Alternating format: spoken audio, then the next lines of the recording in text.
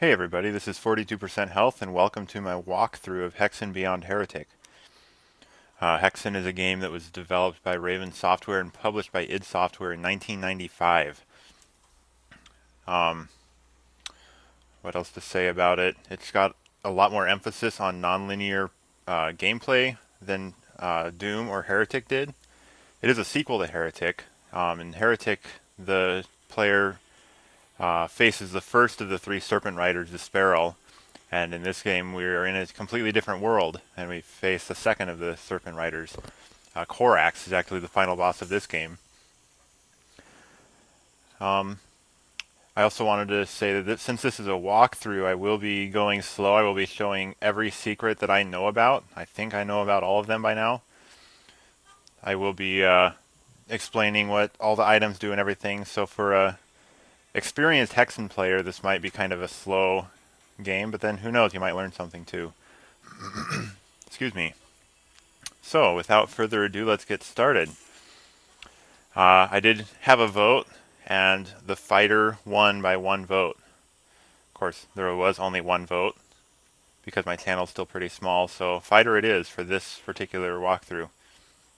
I always play on the 4th difficulty. And here we go. We start out in a courtyard with a chapel in front of us, some monsters. These particular monsters are called Ettins, and they're basically melee only, two-headed grunts that are, pretty much just the basic bad guy of the game. You'll see them a lot. So, if we turn right from where we start, there's a locked door over here, and we need the emerald key. The gray trees are actually destructible.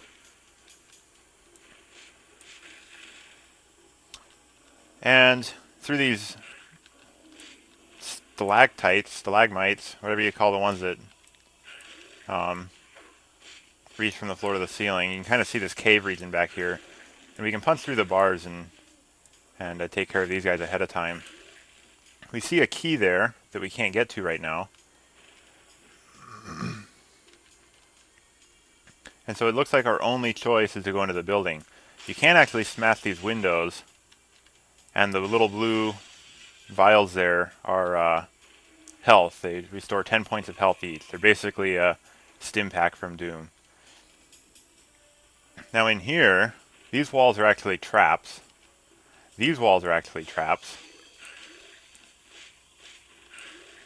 You can smash any of the windows. Some of them contain pickups. Now this pink bottle is a Quartz Flask. They were in Heretic. It's basically a medikit from Doom. It restores 25 points of health, except for the fact that it does stay in your inventory, and you can use it as you need it. Now the way I handle the traps in this room, I pick up this bottle, and that releases some Ettins. Then I pick up this bottle, and that shoots some fireballs. And there's a chance that it'll hit a couple of Ettins. It doesn't really help a lot.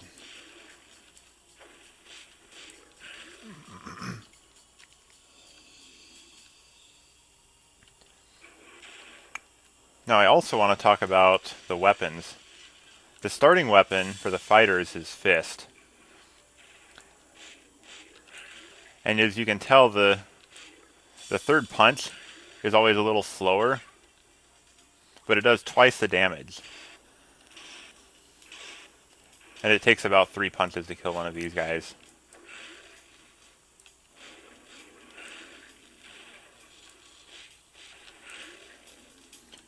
We will be introduced to a different enemy type in this level later on. Actually, if you were playing as the mage, you would already have been introduced to it.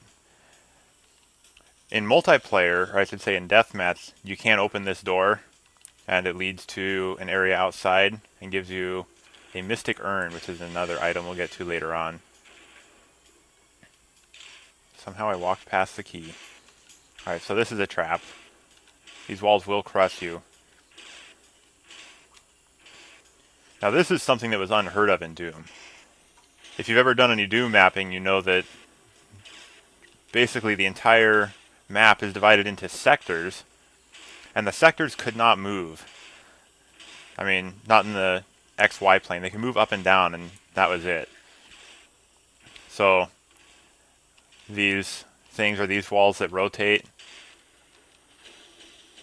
You didn't have moving walls. You only had raising or lowering floors and ceilings. So that was a new innovation of this engine. Alright, so now we can open the emerald door.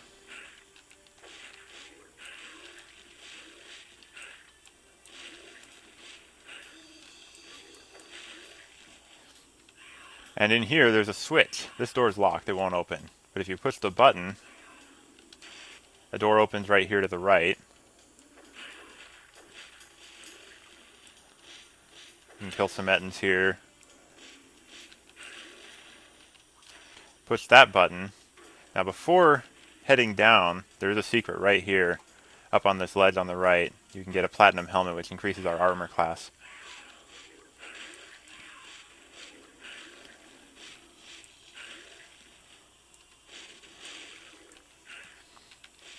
Now the armor in this game is very different from the way it was in Doom. I should probably explain that later because we have our new enemy type here. These are the Afrits. These basically flying gargoyles on fire. And they have very few hit points and they do very little damage. Okay, if you observe this, you can see that there's always like a safe bubble that goes down the hallway. So all you have to do is just walk forward. And we're done. That silver key grants us access to this chapel, which I should probably enable mouse look. It is not cheating in this game.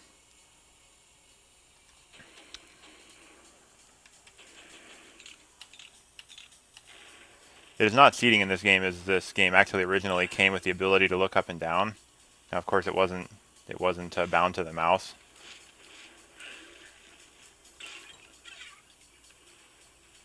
So we make our way up the stairs.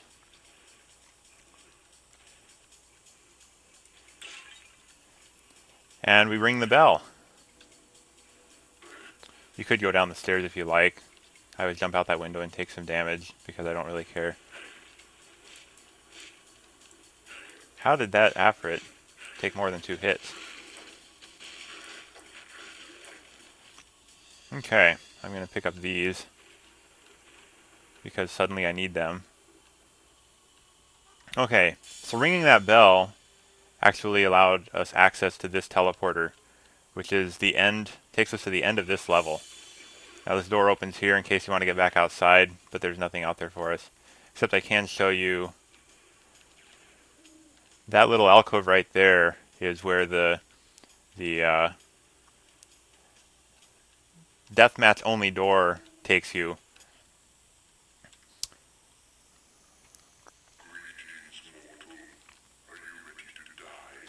That fella there is Corax. He's the final boss of the game, and basically at the beginning of each mega level hub, he will taunt us. I think I will clear out this room and then call it a video.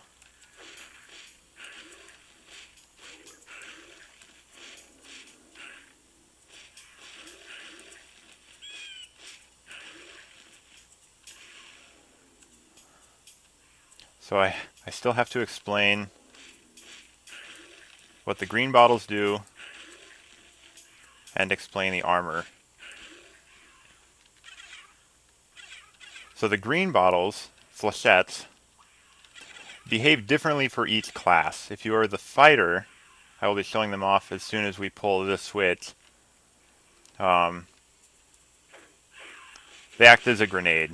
They basically fly a short ways in front of you. If they hit a monster, they explode on impact. If they don't, then they sit on the ground for a few seconds and then explode. And they do some splash damage.